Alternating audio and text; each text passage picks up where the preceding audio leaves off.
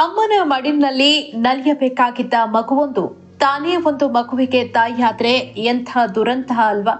ಹೌದು, ಬಾಲ್ಯ ವಿವಾಹ ಅನ್ನೋ ಕ್ರೂರ ಪಿಡುಗು, ಸೋಷಿಯಲ್ ಮೀಡಿಯಾ ಅನ್ನೋ ವ್ಯವಸ್ಥೆಯ ನಿರ್ದಯತೆಗೆ ಬಲಿಯಾದ ಪುಟ್ಟ ಮಗುವೊಂದರ ಕಥೆ ಇದು. 13ನೇ ವಯಸ್ಸಿನಲ್ಲಿ ತಾಯಿಯಾಗಿ ಹೆತ್ತ ಕಂದನಿಂದಲೇ ದೂರವಾಗಿ ಕಣ್ಣೀರಿನಲ್ಲಿ ಮುಳುಗಿದ್ದ ಬಾಂಗ್ಲಾದೇಶದ ಈ ಪುಟ್ಟ ಹುಡುಗಿ ಜಯಿಸಿದ ಹಾದಿ ಯಾರಿಗಾದ್ರೂ ಕಣ್ಣಂಚಲ್ಲಿ ನೀರು ತರಿಸದೇ ಇರೋದು.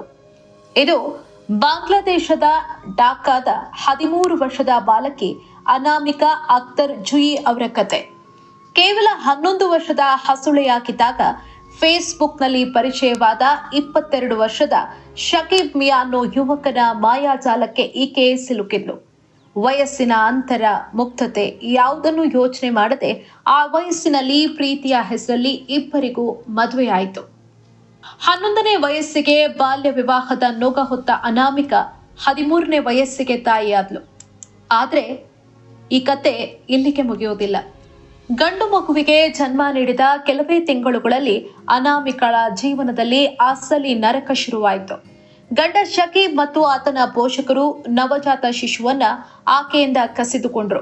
ಆ ಹಸುಗೂಸನ್ನ ತಾಯಿಯಿಂದ ಬೇರ್ಪಡಿಸಿ 13 ವರ್ಷದ ಆ ಅಪ್ರಾಪ್ತ ತಾಯಿಯನ್ನ ಕ್ರೂರವಾಗಿ ಮನೆಯಿಂದ ಹೊರಹಾಕಿದ್ರು.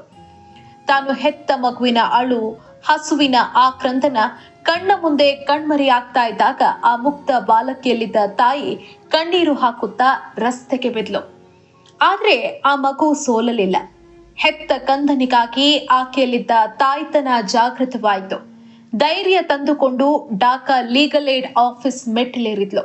ತನ್ನ ಮಗು ತನಗೆ ಕೊಡ್ಸಿ ಅಂತ ಕಾನೂನಿನ ಮುಂದೆ ಕಣ್ಣೀರಿಟ್ಲು. ಈ ಆಕ್ರಂದನ ನ್ಯಾಯಾಲಯದ ಬಾಗಿಲು ತಟ್ಟಿತು. ಪ್ರಕರಣವನ್ನ ಗಂಭೀರವಾಗಿ ಪರಿಗಣಿಸಿದ ನ್ಯಾಯಾಲಯ ತಕ್ಷಣವೇ ಮಗುವನ್ನ ರಕ್ಷಣೆ ಮಾಡಿ ತಾಯಿಗೆ ಒಪ್ಪಿಸುವಂತೆ ಪೊಲೀಸರಿಗೆ ಆದೇಶ ನೀಡಿತು. ನ್ಯಾಯಾಲಯದ ಕಟ್ಟುನಿಟ್ಟಿನ ಸೂಚನೆಯಂತೆ ಕಾರ್ಯಪ್ರವೃತ್ತರಾದ ಪೊಲೀಸರು 7 ತಿಂಗಳ ಮಗುವನ್ನ ಗಂಡನ ಮನೆಯಿಂದ ಸುರಕ್ಷಿತವಾಗಿ ರಕ್ಷಣೆ ಮಾಡಿ ತಾಯಿಯ ಮಡಿಲಿಗೆ ತಂದುಕೊಟ್ರು. ವಿಚಾರಣೆ ವೇಳೆ ನ್ಯಾಯಾಧೀಶರು ನೀಡಿದ ಆ ಒಂದು ಹೇಳಿಕೆ ಇಡೀ ಸಮಾಜದ ಕಣ್ಣು ತೆರೆಸುವಂತಿತ್ತು.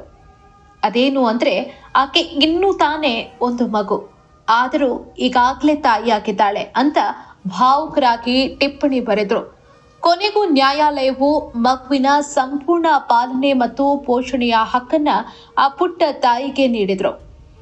ಸಾಮಾಜಿಕ ಜಾಲತಾಣದಲ್ಲಿ ಈ ಸುದ್ದಿ ವೈರಲ್ ಆಗ್ತಾ ಇದ್ದಂತೆ ಇಡೀ ಜಗತ್ತು ಆ ಅಪ್ರಾಪ್ತ ತಾಯಿಯ ಕಣ್ಣೀರಿಗೆ ಮಿಡಿದಿದೆ. ಡಿಜಿಟಲ್ ಯುಗದಲ್ಲಿ ಮುಗ್ಧ ಮಕ್ಕಳು ಸಾಮಾಜಿಕ ಮಾಧ್ಯಮಗಳ ಬಲೆಗೆ ಬೀಳ್ತಾ ಇರೋದು ಮತ್ತು ಬಾಲ್ಯ ವಿವಾಹದಂಥ ಅನಾಗರಿಕ ಪದ್ಧತಿಗಳು ಎಂದಿಗೂ ಜೀವಂತವಾಗಿರೋದು ನಿಜಕ್ಕೂ ಆತಂಕಕಾರಿ.